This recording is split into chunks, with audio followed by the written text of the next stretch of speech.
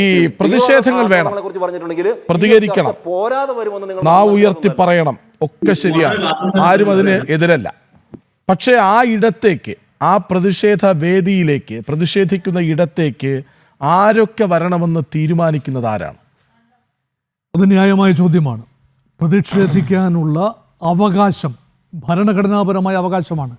Indian ഭരണഘടനയുടെ article 19 അനുസരിച്ച് അനുവദനീയമായ 7 സ്വാതന്ത്ര്യങ്ങളിൽ സഞ്ചാര സ്വാതന്ത്ര്യമുണ്ട്, അഭിപ്രായ പ്രകടന സ്വാതന്ത്ര്യമുണ്ട്, to assemble peacefully and without arms.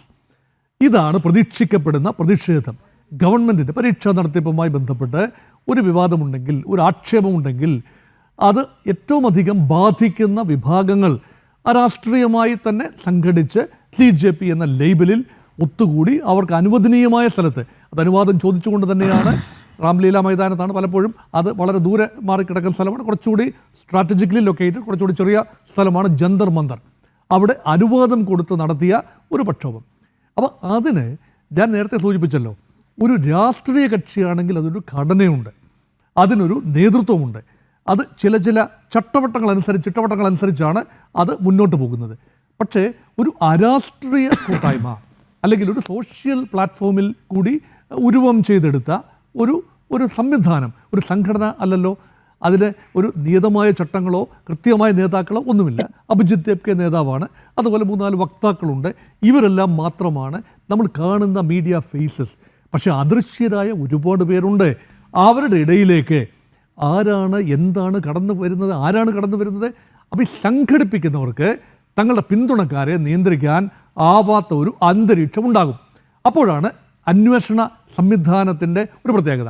അപ്പോൾ അവിടെ ഇന്ത്യക്ക് ശക്തമായ, അത് കോൺഗ്രസ് പാർട്ടി ഭരിക്കുമ്പോഴാണെങ്കിലും ഭാരതീയ ജനതാ പാർട്ടി ഭരിക്കുമ്പോഴാണെങ്കിലും ഇന്ത്യക്ക് ശക്തമായ ഇൻറ്റേർണൽ ഇൻവെസ്റ്റിഗേറ്റിംഗ് സംവിധാനങ്ങളുണ്ട്, രഹസ്യാന്വേഷണ സംവിധാനങ്ങളുണ്ട്, CBI ഉണ്ട്, അതുപോലെ തന്നെ റിസർച്ച് ആൻഡ് അനാലിസിസ് വിങ് ഉണ്ട്, എക്സ്റ്റേണൽ ത്രെട്ട് ഏതെങ്കിലും വരികയാണെങ്കിൽ കണ്ടെത്താനുള്ള സംവിധാനങ്ങളുണ്ട്, സ്റ്റേറ്റ് പോലീസുണ്ട്.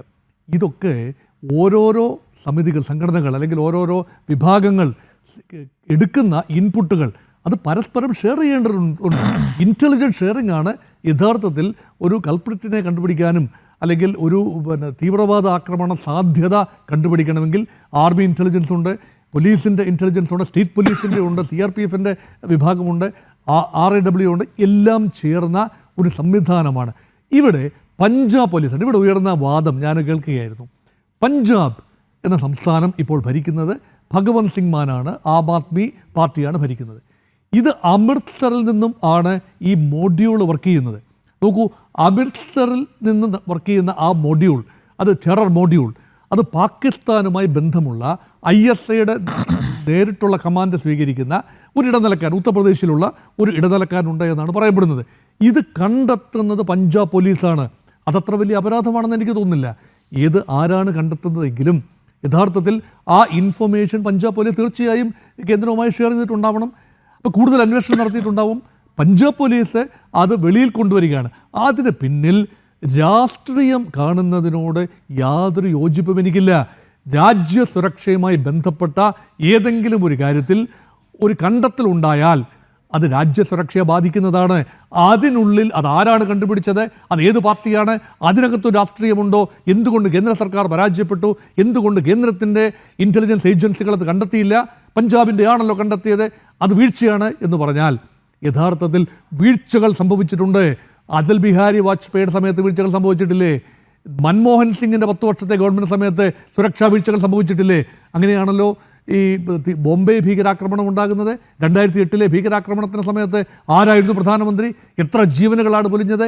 അപ്പോൾ ഒരു ഭീകരാക്രമണത്തെയോ അങ്ങനെയുള്ള നുഴഞ്ഞുകയറ്റങ്ങളെയോ ആ രീതിയിൽ തടയാനാവില്ല. പരമാവധി ഇൻ്റലിജൻസ് ഷെയറിംഗ് മാത്രമാണ് സംഭവിക്കുക.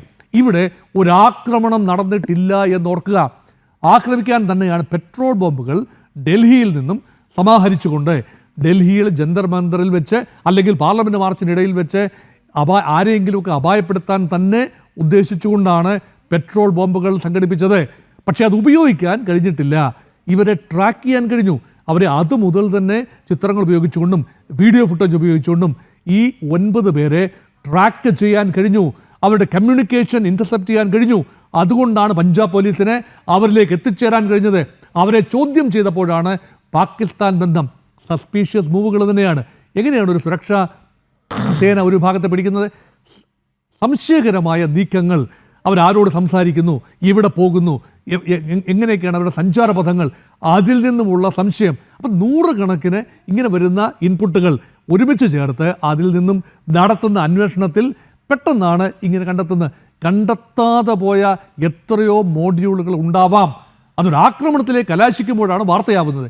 ഇത് അന്ന് വാർത്തയായില്ല എന്നതുകൊണ്ട് വൈകി വന്ന ഒരു കണ്ടെത്തൽ, അതിൻ്റെ സ്ഥിരീകരണം എന്തുകൊണ്ട് ഈ പൊളിറ്റിക്കലാക്കുന്നു?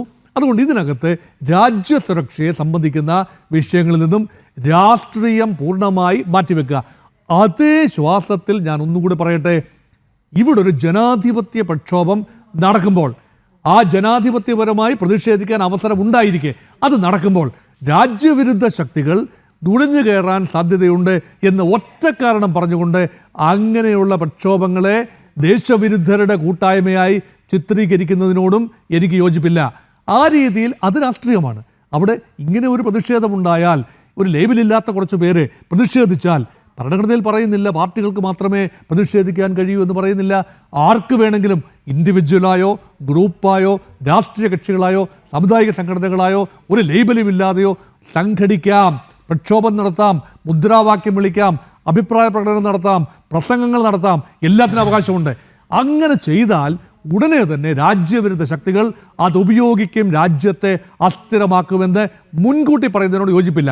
ഇത് മുൻകൂട്ടി പറഞ്ഞതല്ല, ഇത് അന്വേഷിച്ച് കണ്ടെത്തിയാണ്. രണ്ട് സംഭവങ്ങൾ, ഈ രണ്ട് സംഭവങ്ങൾ നമ്മൾ സംസാരിച്ചല്ലോ. പശ്ചിമ ബംഗാൾ ഭരിക്കുന്നത് ആരാണ്? ഭാരതീയ ജനതാ പാർട്ടിയല്ലേ? സുവേന്ദു അധികാരിയല്ലേ അവിടെ മുഖ്യമന്ത്രി? തെരഞ്ഞെടുപ്പ് നടന്നു, BJPക്ക് ഭരണമുണ്ട്. അവിടെ അവർ കണ്ടെത്തിയതാണ്, പശ്ചിമ ബംഗാളിലെ അന്വേഷണ സംവിധാനം കണ്ടെത്തിയതാണ്. ഒരു വ്യക്തി, അദ്ദേഹം തീർച്ചയായും അദ്ദേഹം യൂണിഫോമിന് ഓർഡർ കൊടുക്കുമ്പോൾ അത് ഒരു പോലീസുമായി ഒരു ബന്ധവുമുള്ള ഒരാളല്ല. അങ്ങനെ ചെയ്യുമ്പോൾ കൃത്യമായ ബന്ധം എസ്റ്റാബ്ലിഷ് ചെയ്യാൻ കഴിഞ്ഞു. എന്നിട്ടാണ് വാർത്ത വെളിയിൽ വിട്ടിരിക്കുന്നത്. ഡൽഹിയിലെ ഈ പറയുന്ന CJP പ്രക്ഷോഭകാരികളുമായി ഒരു പരിധിവരെ അടുപ്പമുണ്ടാകാം. CJPയുമായിട്ടായിരിക്കില്ല, അല്ലെങ്കിൽ പാകിസ്ഥാൻ ബന്ധമുള്ള മൊഡ്യൂളുകളുമായിട്ടായിരിക്കാം. ഒരുപക്ഷെ കൽക്കട്ട കേന്ദ്രമാക്കി മറ്റൊരു മൊഡ്യൂൾ പ്രവർത്തിച്ചിരിക്കാനുള്ള സാധ്യതയും തള്ളിക്കളയാനാവില്ല. അങ്ങനെ വരുമ്പോൾ രാജ്യത്തിൻ്റെ വിവിധ ഭാഗങ്ങൾ കേരളത്തിലുണ്ടാവാം, മറ്റ് ഭാഗങ്ങളിലുണ്ടാവാം. ഈ മൊഡ്യൂളുകളിലൊക്കെ സാധാരണഗതിയിൽ സ്ലീപ്പർ സെല്ലുകളായി ആണ് വർക്ക് ചെയ്യുന്നത്. അവർ വളരെ ശാന്തമായിരിക്കും, അവരുറങ്ങിക്കിടക്കും. അനുകൂലമായൊരു അന്തരീക്ഷം ഉണ്ടാകുമ്പോൾ വൈറസുകളെ പോലെയാണ്. അനുകൂലമായൊരു അന്തരീക്ഷം ഉണ്ടാകുമ്പോൾ, ബാഹ്യമായ ചില പ്രോഡിങ് ഉണ്ടാകുമ്പോൾ, ചില പ്രോംപ്റ്റിംഗ് ഉണ്ടാകുമ്പോൾ അവർ ഉയർത്തെഴുന്നേൽക്കും. അവർ വിവിധങ്ങളായ രീതിയിൽ രാജ്യത്തിൻ്റെ സുരക്ഷാ സംവിധാനങ്ങളെ ആക്രമിച്ചുകൊണ്ടിരിക്കും, അല്ലെങ്കിൽ രാജ്യത്തെക്കുറിച്ച് മോശമായ ചില ചിത്രങ്ങൾ നൽകും. അത് യൂട്യൂബേഴ്സ് ആണെങ്കിലും അങ്ങനെ തന്നെയാണ്. 2000-ഓളം യൂട്യൂബേഴ്സിനെയാണ് ഇപ്പോൾ നോട്ടപ്പുള്ളികളായി കണ്ടിരിക്കുന്നത്. രാജ്യവിരുദ്ധമായ പരാമർശങ്ങളോ അല്ലെങ്കിൽ രാജ്യത്ത് മനഃപൂർവ്വമായി അസ്ഥിരത സൃഷ്ടിക്കുന്ന രീതിയിൽ മനോനില ഉണ്ടാക്കുന്നതിന് വേണ്ടി യൂട്യൂബ് വീഡിയോകൾ അപ്ലോഡ് ചെയ്യുന്നു, അല്ലെങ്കിൽ അത് വ്യംഗ്യമായി ആ ഒരു അവസ്ഥയിലെത്തുന്നു. അപ്പോൾ അവിടെയും ആവിഷ്കാര സ്വാതന്ത്ര്യമുണ്ട്. യൂട്യൂബ് വീഡിയോകൾ ഷൂട്ട് ചെയ്യാനും റീലുകൾ എടുക്കാനും സ്വാതന്ത്ര്യമുണ്ട്.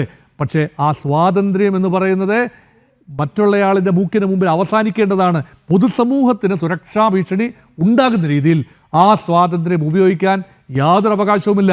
രാഷ്ട്രത്തെക്കുറിച്ച് കൂടി ഒരു വാക്ക് പറഞ്ഞുകൊണ്ട് അവസാനിപ്പിക്കാം. എന്തിനാണ് രാഷ്ട്രം? രാഷ്ട്രം എന്ന് പറയുന്ന സങ്കല്പം തന്നെ മനുഷ്യൻ്റെ, വ്യക്തികളുടെ, പൗരന്മാരുടെ ജീവനും സ്വത്തിനും ഉറപ്പ് നൽകാൻ വേണ്ടിയുള്ള സംവിധാനത്തിൻ്റെ പേരാണ് രാജ്യം. ആദ്യത്തെ കൺസേൺ എന്ന് പറയുന്നത് നാഷണൽ സെക്യൂരിറ്റി, ദേശീയ സുരക്ഷ തന്നെയാണ് ഒരു രാജ്യത്തിൻ്റെ നിലനിൽപ്പിന് അത്യന്താപേക്ഷിതമായത്.